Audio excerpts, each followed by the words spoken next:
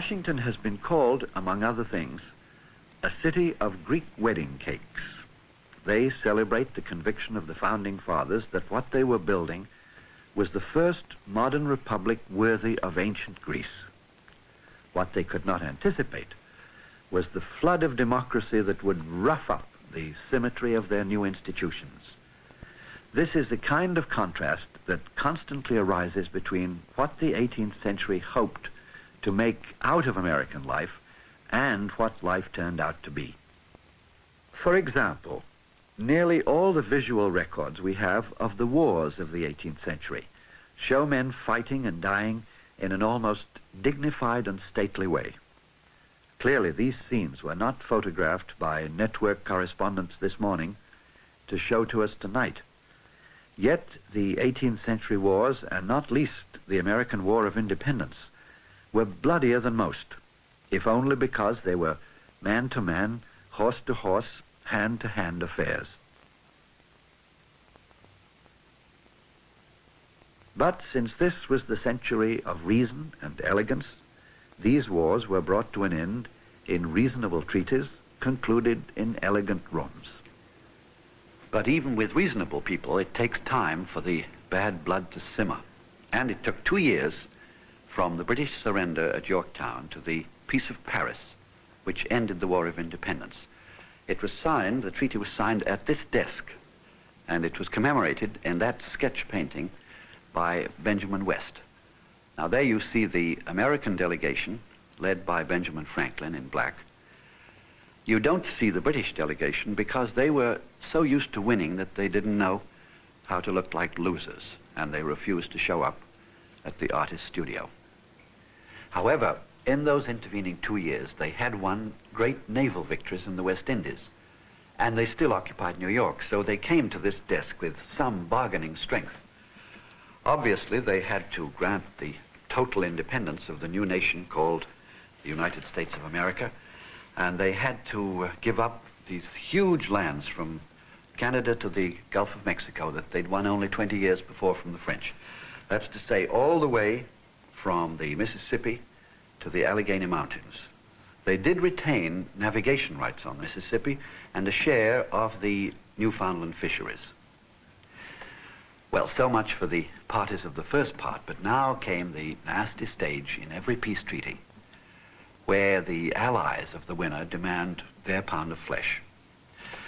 The French were quite content to see Britain stripped of her American empire and to leave a small nation on a huge continent which, no doubt, at some later date, would require French protection.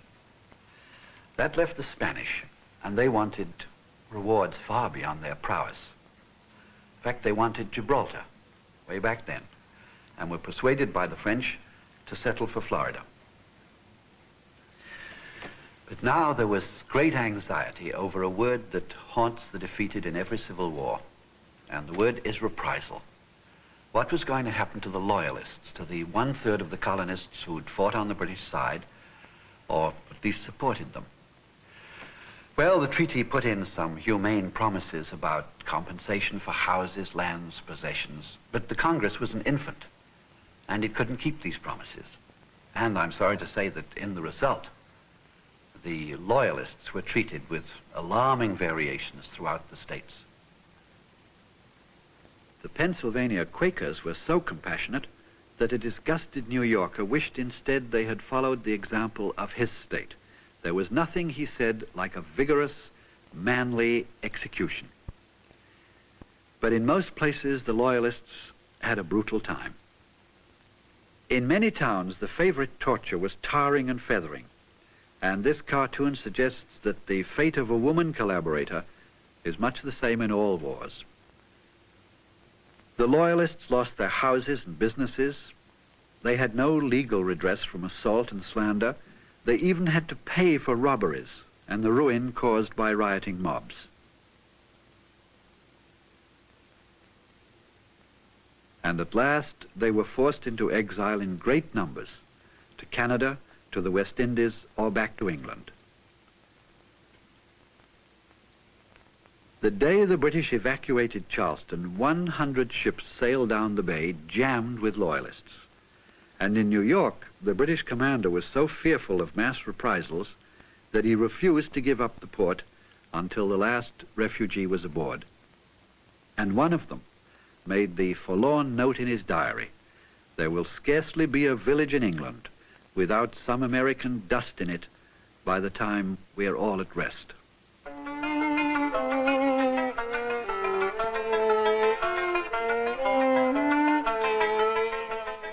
The welcome home given to starving exiles was seldom as elaborate as this symbolic reception by Britannia.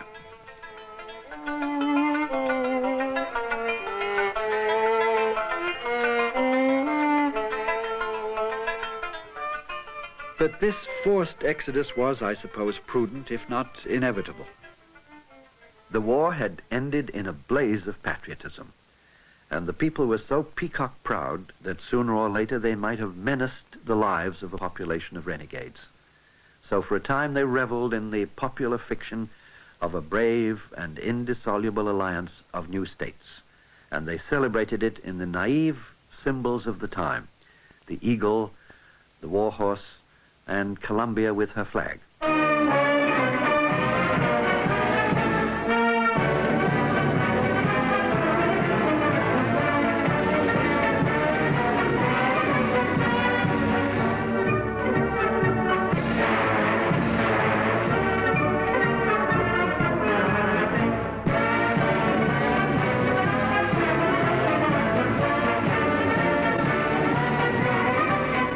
Even so level-headed a man as John Adams wrote, "This day of July 1776 will be the memorable epoch in the history of America. It ought to be solemnized with pomp and parade, with shows, games, sports, guns, bells, bonfires, and illuminations from one end of this continent to the other, from this time forward forevermore."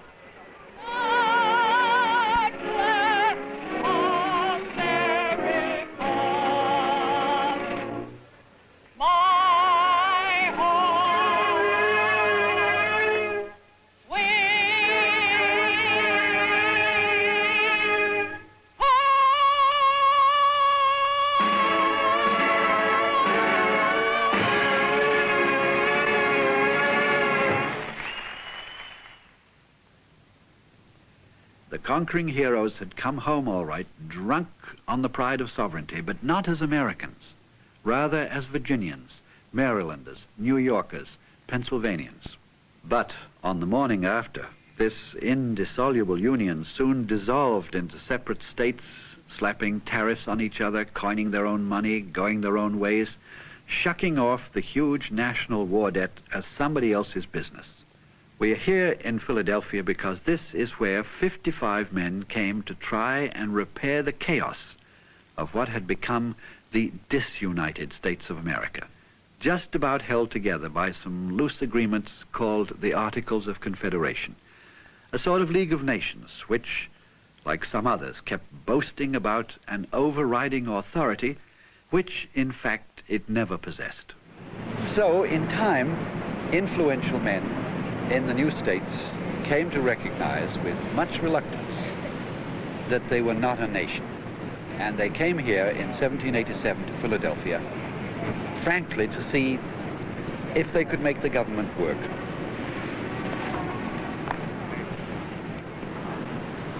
It was natural for them to come here. Philadelphia was the great metropolis of colonial America. It was the central city. It was here, in its State House, now called Independence Hall, that the Declaration of Independence had been passed in 1776. And it was here that George Washington had received the command of the Continental Army.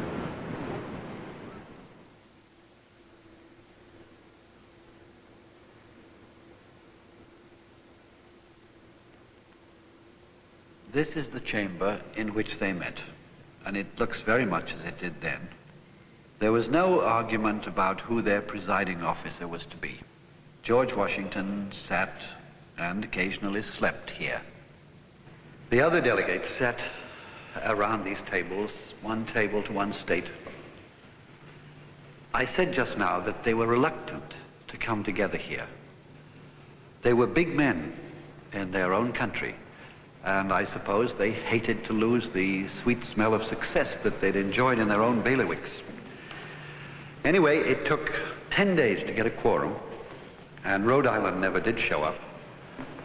Rhode Island is in the Union, though.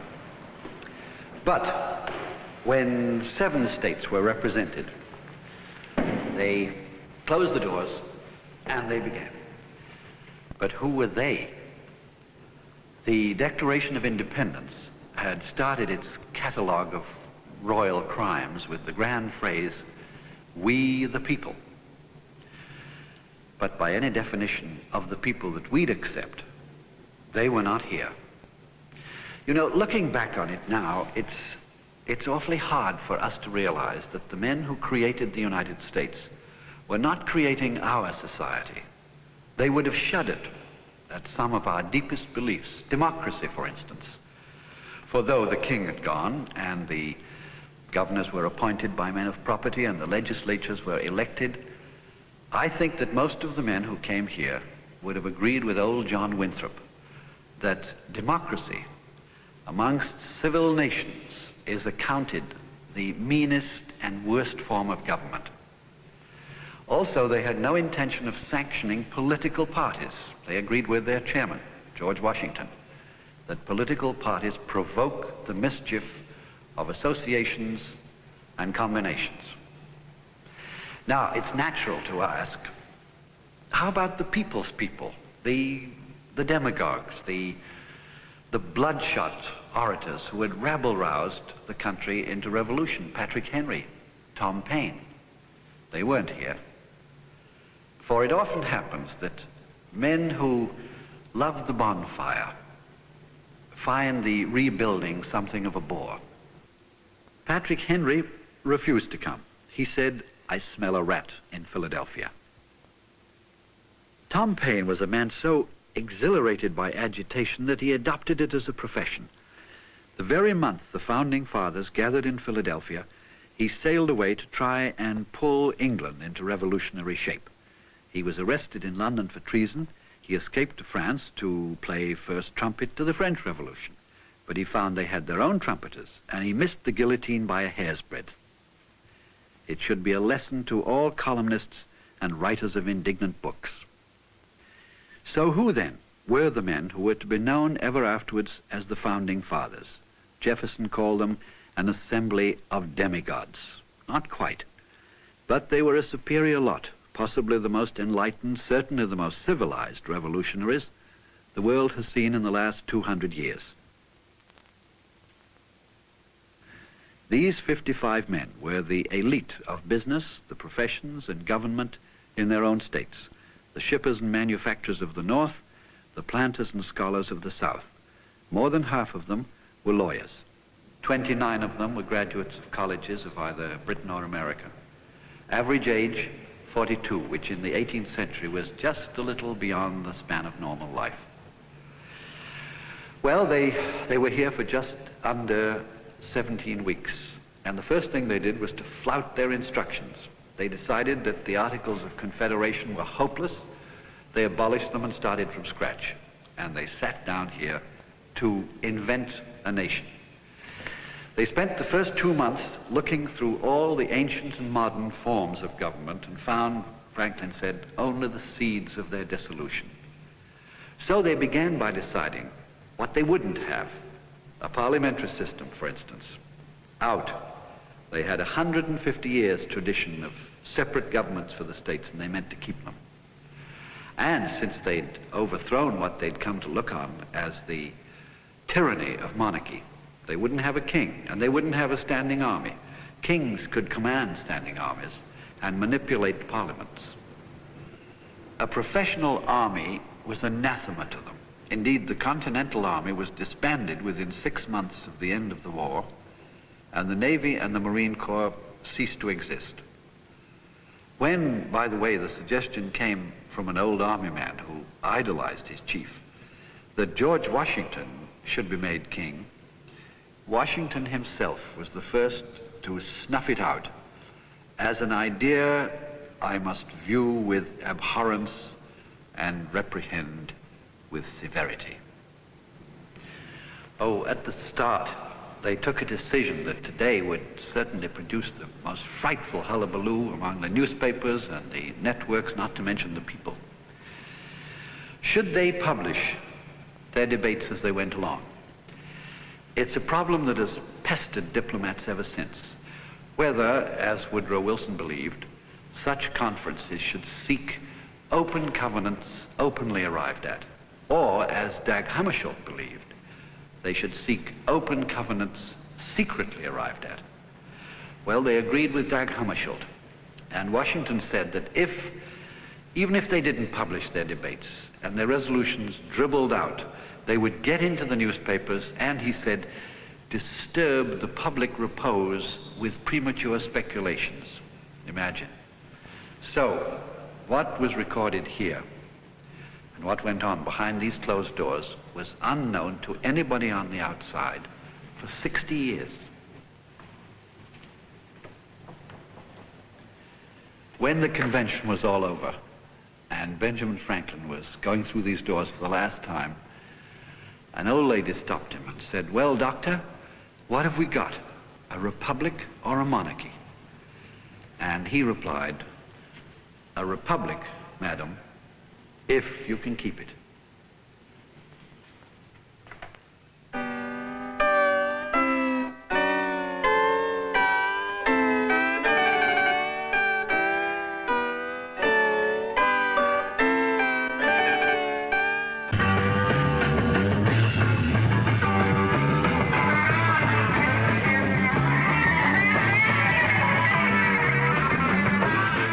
Well, the Republic has been kept for 200 years, but not without considerable disturbance to the public repose. George Washington, thou shouldst be living at this hour.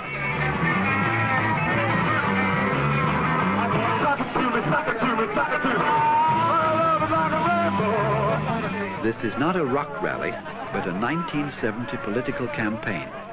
One man's way of trying to get elected to the United States Senate. Senator How are you? Wonderful. Glad you could come out. Good to see you tonight. Fine. How are you? Fine.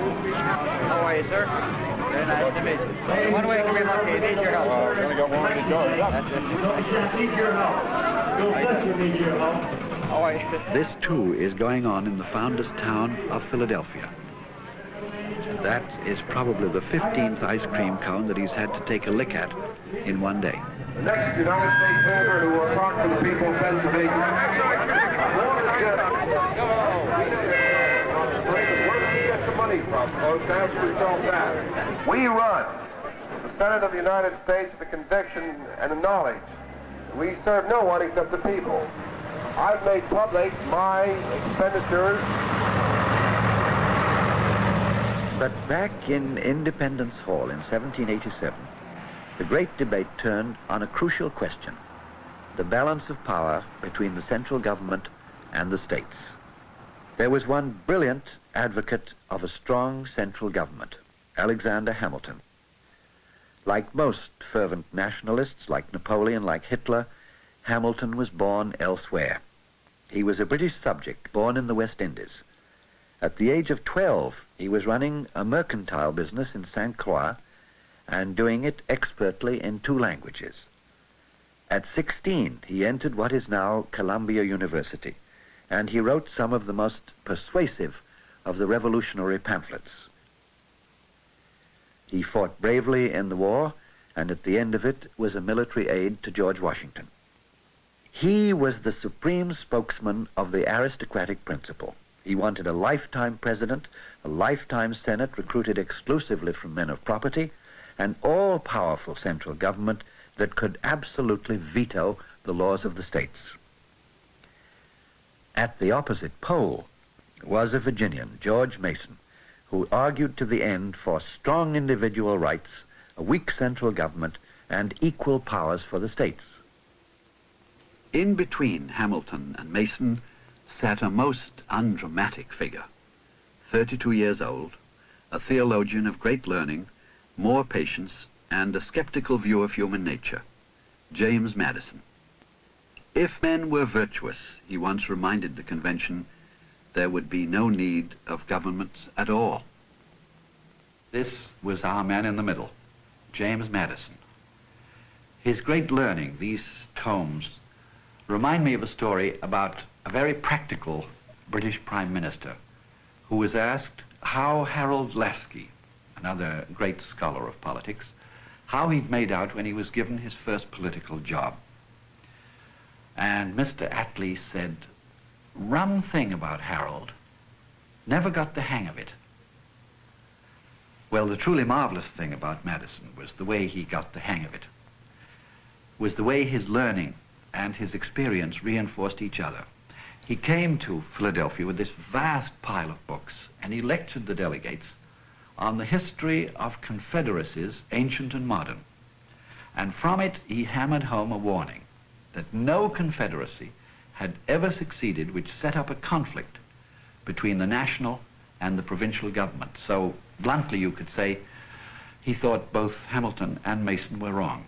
His idea, which really became the central principle of the American system, was that the national government does not exist to coerce the states or be their rival.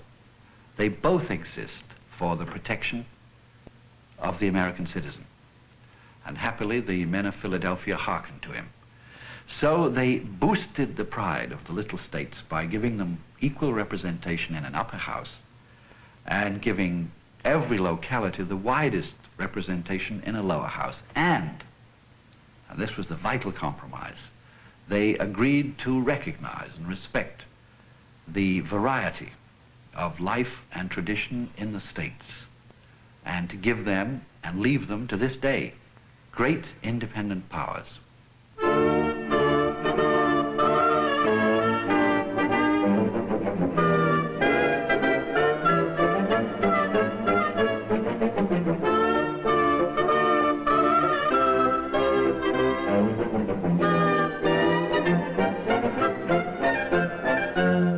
This is not any building in Washington.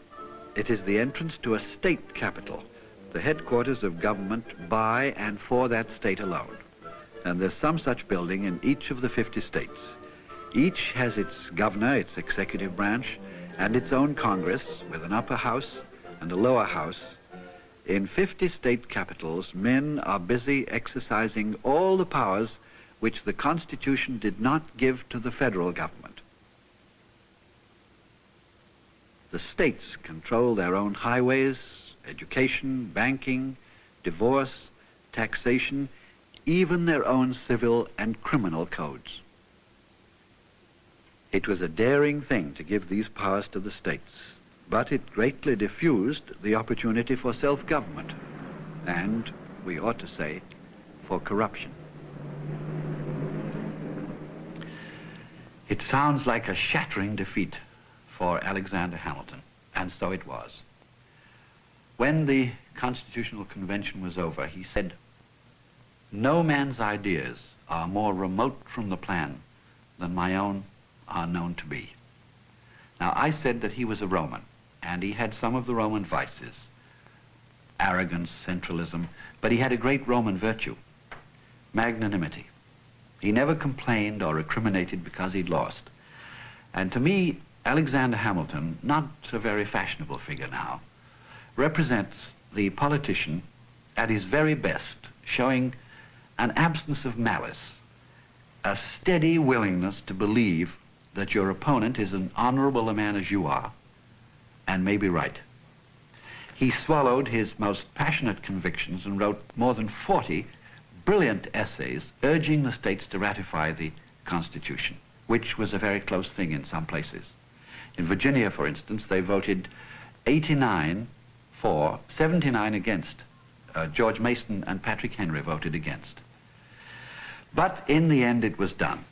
And I think, thanks mainly to these three men, to Hamilton, Mason, and Madison, they together achieved the triumph of three principles which I believe have sustained this federal republic on a continent for so long.